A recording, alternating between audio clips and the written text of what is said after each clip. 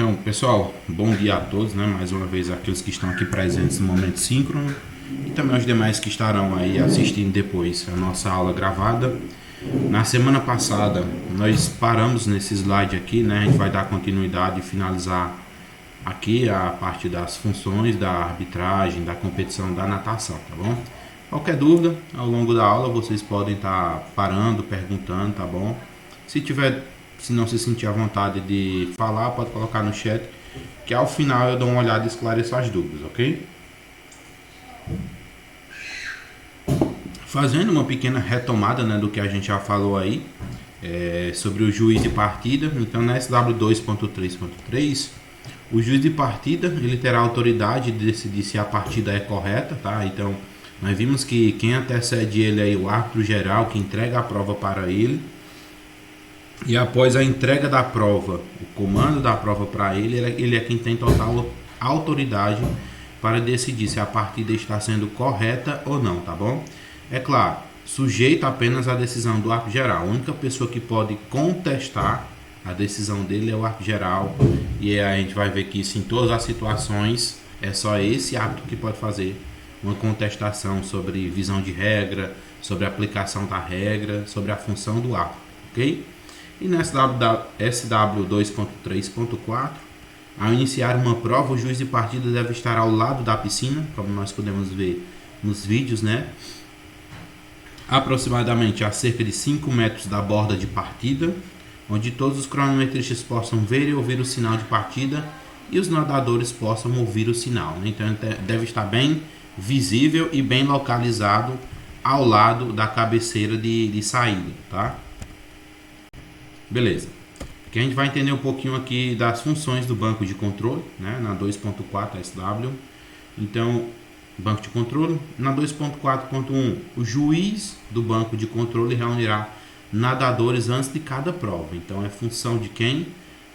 Do banco de controle fazer esse ajuntamento dos nadadores antes do início da prova, tá? E o que é que nos diz a 2.4.2? O juiz do banco de controle deverá comunicar ao árbitro geral qualquer violação relativa à publicidade. Vocês vão ver isso aqui lá na regra 6, tá? E se um nadador não estiver presente no momento da chamada? Então, nós vimos que toda essa parte de comunicação, né, deve ser feita primeiro pelo banco de controle, e aí eles vão passar para a pessoa que vai estar fazendo a narração da prova. Teoricamente, eu poderia dizer que é dessa forma. Chefes dos juízes de virada, qual é a função? Né? Ele deve assegurar que todos os juízes de viradas cumpram as suas funções durante a competição. Oi. Ira, ela tá pedindo pra você aceitar ela. Pronto. Só voltar aqui para a tela.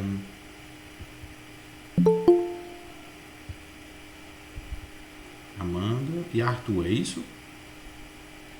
Ou tem Mirella, né? Diga ela que pode entrar.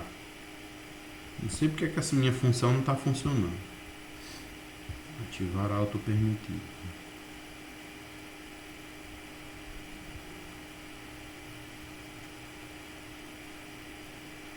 Se ela entrar aí depois vocês me confirmam, tá?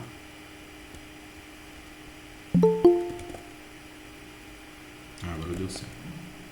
Então, retornando aqui. O juiz de virada, né? O chefe dos juízes de virada, ele deve assegurar que todos os juízes cumpram as suas funções durante a competição. E o que basicamente os juízes de virada fazem, né? Eles será designado um juiz de virada para cada raia em cabeceira da piscina. Então, é pegar o exemplo. Toda vida que eu falar, imagina aquele layout, aquele template da piscina, né?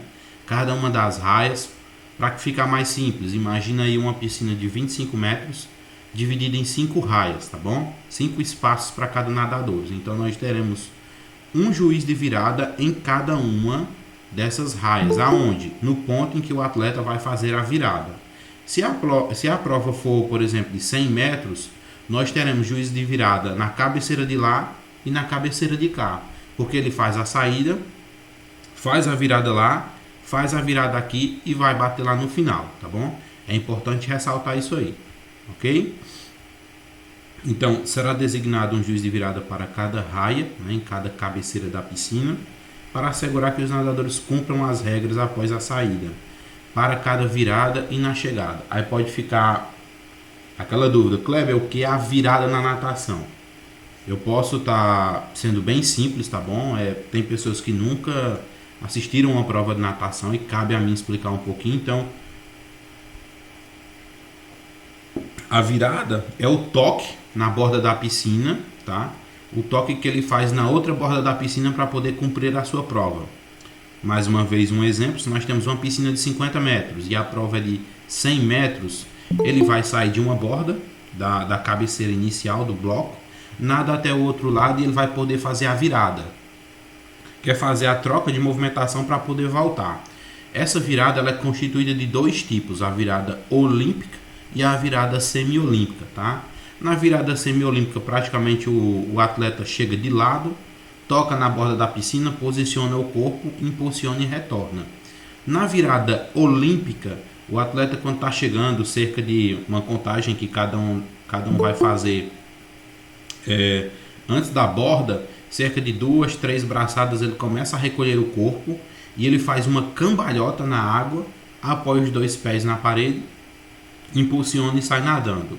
Diga-se de passagem, essa daí é a mais utilizada e mais eficiente para você conseguir retornar o nado com o mesmo desempenho. Por quê, Kleber? Na virada semiolímpica você acaba perdendo velocidade, você acaba colocando a mão e quando você apoia os pés, às vezes não tem um contato de uma maneira bem firme com a parede da piscina, tá? Na virada olímpica não. Dá para o atleta posicionar corretamente os dois pés, flexionar os joelhos e dar um impulso maior para poder não perder o ritmo de nado, tá ok?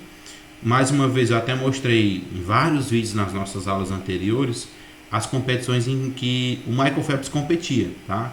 Então, se ficar alguma dúvida dessa parte da virada, olha lá as provas, principalmente os vídeos, numa visão subaquática do Michael Phelps, que ele é diferente de todos os outros atletas. Em vez de ele impulsionar para frente, quando ele faz aí a virada olímpica, essa cambalhota, ele impulsiona para baixo da piscina. Consequentemente, ele nada numa área mais livre, com menos resistência, e ele consegue percorrer muito mais distância do que os demais atletas, né? Então, nós temos aí uma prova de natação, o atleta pode fazer aquela golfinhada, aquele deslize, até no máximo 15 metros, tá? Se ele passar de 15 metros, é violação de regra, descaracterização de nado, e ele vai ser desclassificado por isso, tá? Geralmente os atletas saem em torno ali de 10 metros, 11 metros, tá? Ele já vai para a superfície e começa a executar o nado. Quando vocês fazem a comparação com o próprio Michael Phelps, ele permanece muito mais tempo submerso nesse processo de golfinhada, mas ele não ultrapassa o limite, tá? Então, enquanto os atletas saem em 8, 9 até 10, ele já vai sair em 12 ou 13 ou até mesmo 14 metros à frente só golfinhando. Então, ele acaba economizando energia, tá? Porque não vai pensar que no nado, o nado é mais rápido do que a golfinhada, ok? Isso aqui também vai depender muito do atleta. E ele acaba economizando energia e muitas das vezes ele ganha a prova por conta disso. Se eu não me engano, foi o exemplo da nossa aula passada, do nado borboleta, que tinha o atual recordista versus o Michael Phelps, ele estava todo o tempo na frente. Na virada da borda de lá, foi que Michael Phelps fez uma virada muito boa, saiu na frente e conseguiu manter até o final, tá? Na dúvida, revisem o vídeo da nossa aula passada que vocês conseguem ver bem direitinho, tá? Então, quais são as responsabilidades do juiz de virada, né, na cabeceira?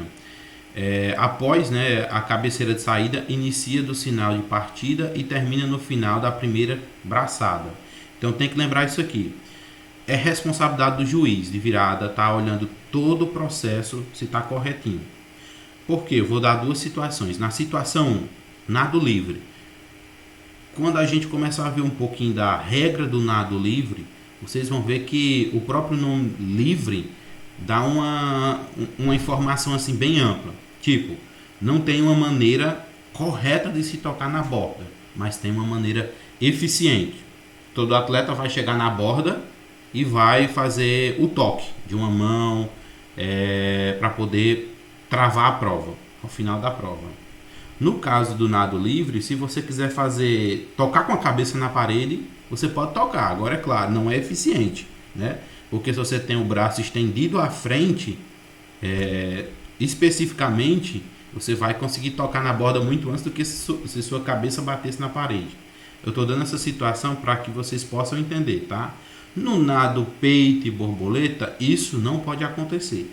Nós temos toda uma maneira específica de tocar na borda, tá? Se é com uma, se é com duas mãos, se é na mesma altura, se é abaixo da lâmina d'água, tá ok? E aí são situações que a gente vai discutir lá no nado peito e borboleta. Mas por enquanto é importante entender isso. Nado livre, tá? E outras regras mais específicas do nado livre eu vou falar mais pra frente para vocês. Exceto nas provas de nado peito, em que terminará no final da segunda braçada, tá? Então, essa regra aqui, ela trata especificamente do momento da saída, né? Principalmente sobre responsabilidade do juiz de virada. Quando é que começa a responsabilidade dele e quando é que termina.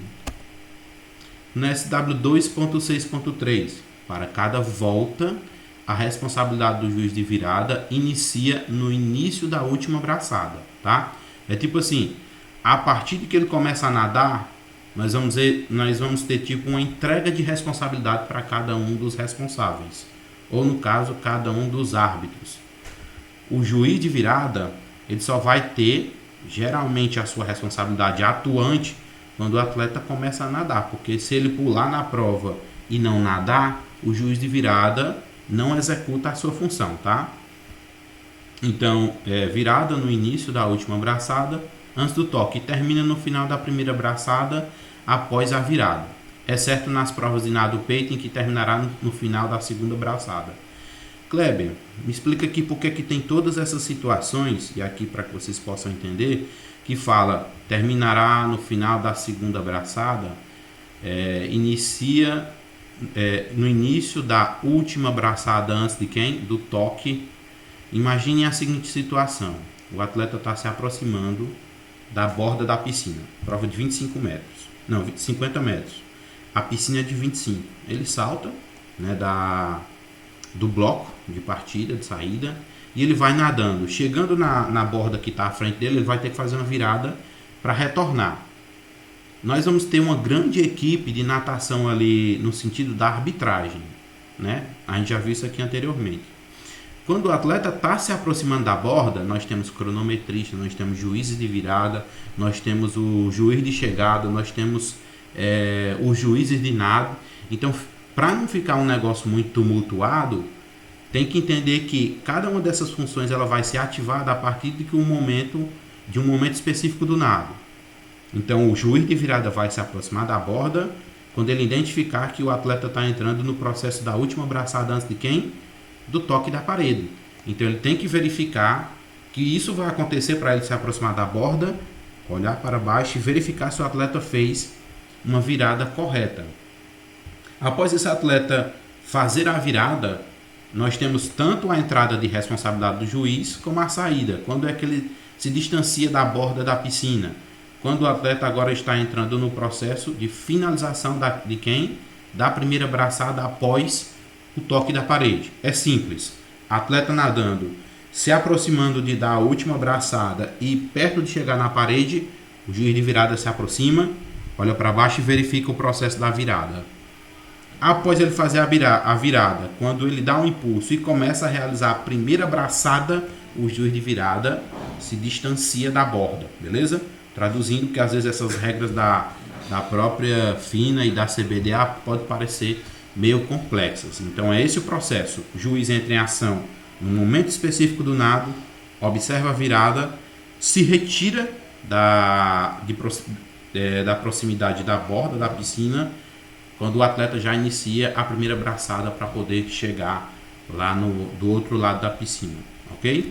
Se tiverem dúvidas, podem perguntar, não se sintam acanhados não. SW 2.6.4. A responsabilidade do juiz de virada na chegada inicia na última braçada antes do toque. Então foi o que vocês viram, né? Nós temos o juiz de virada e esse momento de responsabilidade dele inicia quando o atleta está perto de realizar a última braçada que vai definir-se aonde num toque. Então, nós teremos juízes de virada nas duas cabeceiras, não é verdade? Virada e chegada também, porque o atleta salta do bloco e quando ele salta do bloco, ele vai fazer uma virada lá na outra cabeceira da piscina e vai retornar. Quando ele está retornando, ele vai tocar na borda, na parede, para poder finalizar a prova. Então tem que ter também um juiz verificando esse toque, beleza? Então, quando o suporte de partida do nado de costas, tá? Então agora é uma regra específica que tem de forma geral aí, quando a gente está vendo as regras. Nós sabemos que o nado costa, ele é a saída e a virada, é claro, a saída dele é realizada onde? Dentro da piscina.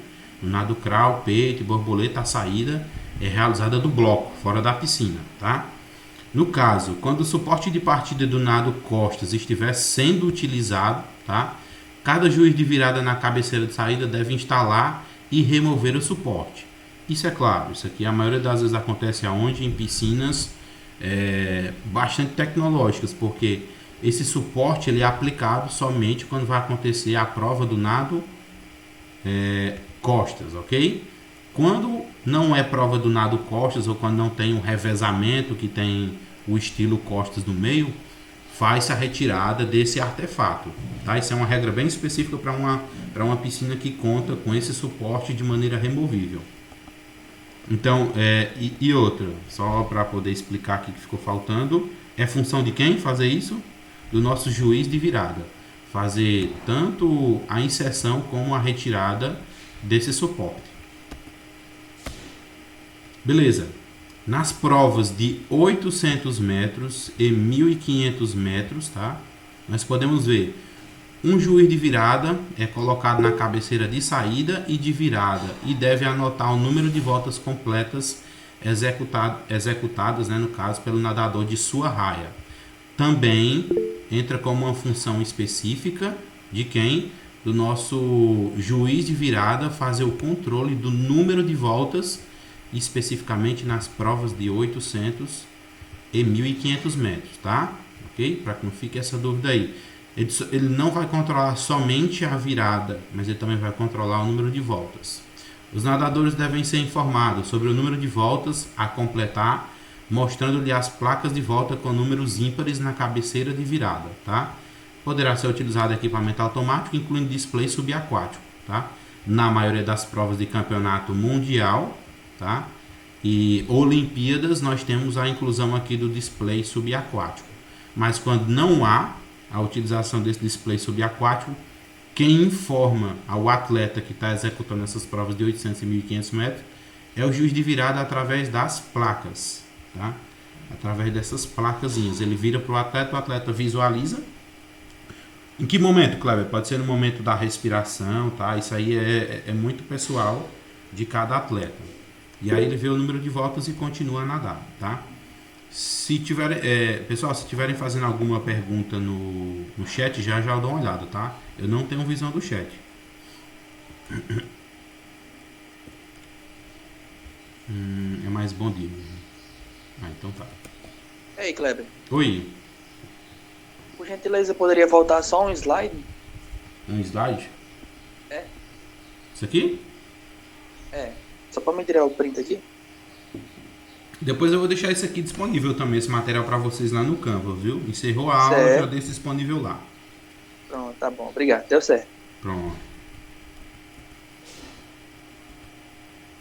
Então, tem situações também bastante específicas, né? No caso, cada juiz de virada colocado na cabeceira de saída dará um sinal de aviso quando o nadador de sua raia faltar 2 voltas e mais 5 metros para terminar a sua prova de 800 ou 1.500 metros, tá? Então, perto de finalizar a prova dos 800 e dos 1.500 metros, tá bom? São modalidades bem específicas aí da natação. O juiz de virada terá esse controle e ele passa essas informações, tá? Faltando 2 voltas e 5 metros, que aí um controle que cada um deles faz, uma noção da piscina, ele emite esse sinal aí, tá bom? Esse sinal deverá ser repetido após a virada até uma distância de 5 metros. O aviso poderá ser dado por apito ou sinos, tá bom? E aí não se tem nada específico com relação ao material que possa ser utilizado de maneira mais específica, o apito ou o sino. Cada um dos dois que emitir um sinal sonoro que seja bem audível para cada um dos atletas pode ser utilizado, tá? Deixa eu habilitar aqui agora mais uma gravação para não ficar